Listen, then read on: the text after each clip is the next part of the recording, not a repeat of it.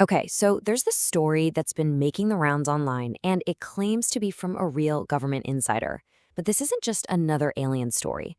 No, this is a really shocking tale about humanity's secret history and our actual place in the cosmos. You're going to want to strap in because this one goes deep. Right off the bat, the author, who goes by Ria, just hooks you with this line. They're basically saying, look, I'm not here to just tell you UFOs are real. They're claiming that any official disclosure we might get is actually designed to hide the real story. You know, the part that would literally change everything. So the big question is, who is this person making these absolutely incredible claims?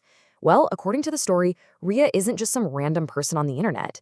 They claim to have a professional background that put them right at the center of it all, working way down in the deepest parts of the intelligence world.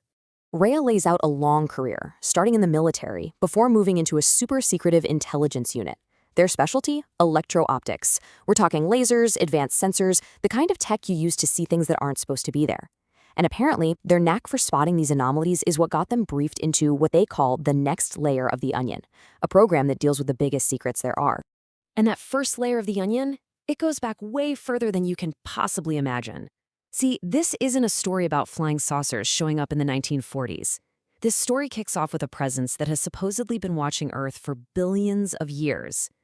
According to Ria, Earth is being watched by this collective of ancient spacefaring civilizations they call the Council.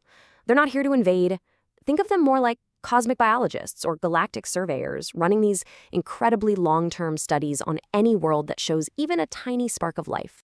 And just look at the timeline they're supposedly working on. The Council apparently detected signs of life here 2 billion years ago, back when our planet was little more than a microbial soup. All of human history, our wars, our empires, everything, it's just a tiny, recent blip on their very, very long radar. So then, about 10,000 years ago, right as the first human civilizations are starting to pop up, the story makes its most stunning claim. The Council decided to switch from just watching to, well, actively experimenting. What they allegedly did was relocate a sample group, 65,000 early humans, to a whole other world. And this wasn't some scary abduction. It was a move to a carefully engineered paradise, a world specifically designed to be free from the brutal struggle for survival that has defined every single part of our history here on Earth. And this right here, this is the core of their whole experiment. We, here on Earth, we're the control group. Our story has been completely shaped by scarcity, by competition, by conflict. And our cousins, who came to be called the Arids, they're the experimental group. They got to evolve in a society of total abundance, where all their basic needs were just met. It's the ultimate test of nature versus nurture on a cosmic scale. And the result of taking away all that pressure, well, get this. After just 10,000 years, the Arids are an estimated 5,000 years more technologically advanced than we are. I mean, just think about that for a second. That's a civilization that probably cured all disease and mastered clean energy millennia ago. Okay, so that's the real question, isn't it? If a whole other branch of humanity exists that's thousands of years ahead of us, why the heck has this been kept secret for over 80 years? Well, according to Ria, the answer has absolutely nothing to do with being afraid of an alien invasion. The real reason for all the decades of secrecy, the true motivation behind the cover-up, wasn't some threat from the stars. It was a threat to our entire way of life. You have to put yourself in the mindset of the 1940s, right at the start of the Cold War. When governments supposedly found out about this, they saw it through a very specific lens. The Arids, a society with no money, no private property, and where automated systems provide abundance for everyone, well, to them, that looked like a living, breathing advertisement for space communism. So let's be super clear here. The cover-up was never about their advanced weapons or their spaceships. It was about protecting our entire political and economic system from a single revolutionary idea. That scarcity, competition, and inequality, they aren't laws of nature. They're a choice.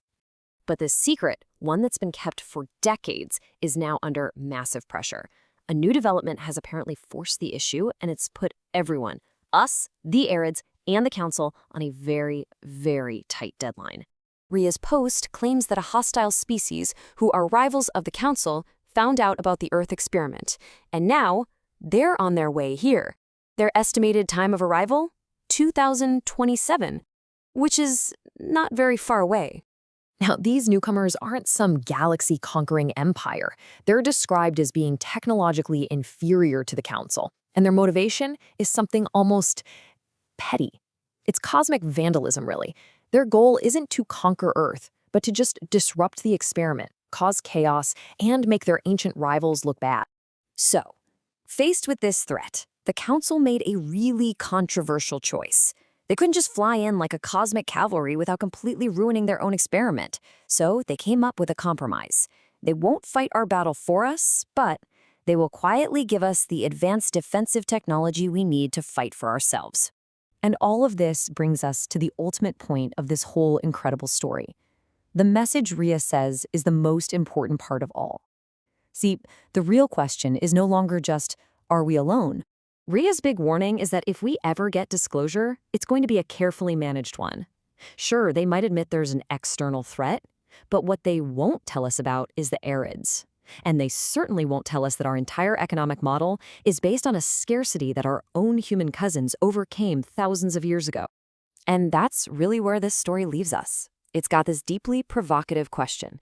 It shifts the whole focus away from a fear of what's out there to a profound question about what's in here. If our struggle for survival is not a law of the universe, but simply a choice, what kind of world would we build instead? Now that's the real disclosure.